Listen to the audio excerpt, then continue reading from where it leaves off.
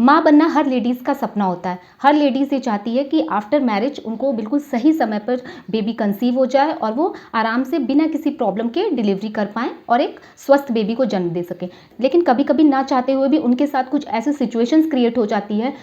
Internally कुछ ऐसी problem create हो जाती है जिसकी वजह से वो सक्सेसफुल प्रेगनेंसी को लीड नहीं कर पाती हैं और बीच में ही उनका मिसकैरेज हो जाता है। अब ऐसे में उनके मन में ये क्वेश्चन आता है कि हमने तो सब कुछ सही किया था, हमने तो कुछ भी गलत नहीं खाया, हमने तो जो है हमारा खान पान बिल्कुल अच्छा था, हमने कहीं ट्रैवलिंग भी नहीं की, हमने कोई भारी सामान नहीं उठाया, कुछ भी ऐसा नहीं किया, फिर हमारे साथ ये क्यों हुआ, हमारा मिसकैरेज क्यों हुआ। स्पेशली जो लेडीज़ ऐसी हैं जिनको अभी प्रेगनेंसी चल रही है और उनकी फर्स्ट या सेकेंड मिसकैरेज की हिस्ट्री रह चुकी है, तो अब जो है वो उनके मन में ये डर रहता है कि कहीं मेरे साथ दोबारा तो ऐसा नहीं हो जाएगा, इसलिए वो बहुत संभल के चीज़ों को करती हैं। ये इंटरनली कभी कभी होता है, इंटरनल डिफेक्ट या इंटरनल प्रॉब्लम की वजह से ऐसा होता है। सो आज की जो मेरी वीडियो है वो इसी चीज़ से रिलेटेड है, जिसमें मैं आपके सारे डाउट्स क्लियर करने वाली हूँ। सो चैनल को अगर सब्सक्राइब नहीं किया है तो पहले चैनल को सब्सक्राइब कर दीजिए और साथ ही लाइक बटन को भी प्रेस कर दीजिए, क्योंकि ये वीडियो बहुत ही इन्फॉर्मेटिव होने वाली है आप सभी लेडीज़ के लिए। So hi everyone, I am Jyoti this side and I hope कि आप सभी मॉम्स बिल्कुल स्वस्थ होंगी, खुश होंगी और मस्त होंगी। सो आज की मेरी वीडियो का टॉपिक है causes of recurrent miscarriage,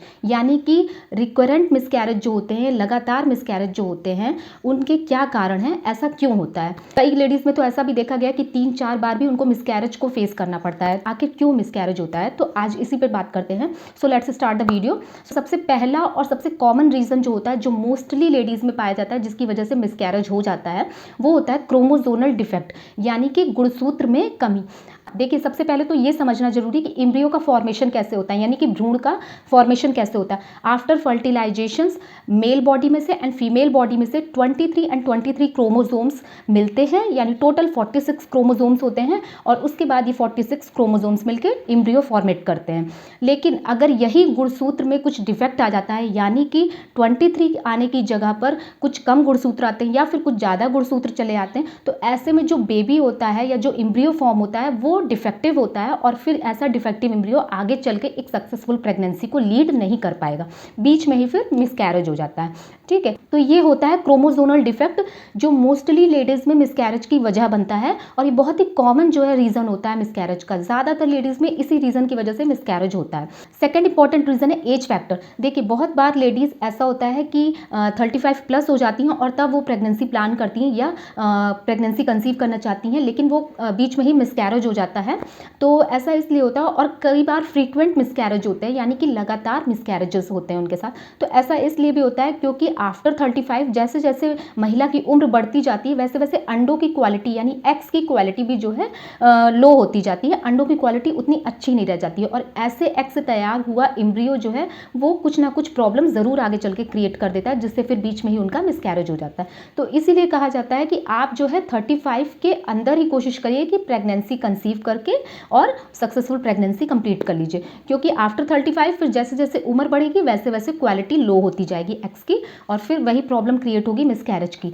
third important reason है हार्मोनल इम्बैलेंस, यानी कि अगर महिला के शरीर में हार्मोन की गड़बड़ियां हैं, हार्मोन इम्बैलेंस हैं, तो ऐसे में भी जो है 99% चांस है कि आपका मिसकैरेज हो सकता है। जैसे कि अगर आपको हाइपोथायराइड की प्रॉब्लम है, लाइक आपका थायराइड का लेवल बढ़ा हुआ है, तो आपको बिल्कुल भी प्रेगनेंसी प्लान नहीं करनी चाहिए, क्योंकि अगर आप इस दौरान प्रेगनेंसी प्लान करती हैं तो इसके चांसेस है कि आपका मिसकैरेज हो जाए या आपका गर्भपात हो जाए। इसी तरह से अगर आपके हार्मोन में या आपके ब्लड में शुगर का लेवल बढ़ा हुआ है और डायबिटीज़ का लेवल बढ़ा हुआ है, तो भी आपको प्रेगनेंसी बिल्कुल भी नहीं प्लान करनी चाहिए जब तक कि आप इसको कंट्रोल नहीं कर ले, क्योंकि फिर ऐसे में इन हार्मोनल गड़बड़ियों की वजह से आगे चल के जो है एम्ब्रियो का गर्भपात हो जाता है या मिसकैरेज हो जाता है। ठीक है, इसी तरह से एक हार्मोन होता है प्रोजेस्टेरोन हार्मोन। ये अकेला ऐसा हार्मोन होता है जो पूरी प्रेगनेंसी में एम्ब्रियो को प्रोटेक्ट करता है और प्रेगनेंसी को आगे तक ले जाता है। लेकिन अगर महिला के शरीर में इस प्रोजेस्टेरोन हार्मोन का लेवल कम है तो इसे डॉक्टर्स की लैंग्वेज में ल्यूटियल फेज डिफेक्ट यानी एलपीडी कहते हैं। अगर आपकी बॉडी में ये एलपीडी है, यानी कि प्रोजेस्टेरोन हार्मोन का लेवल कम है,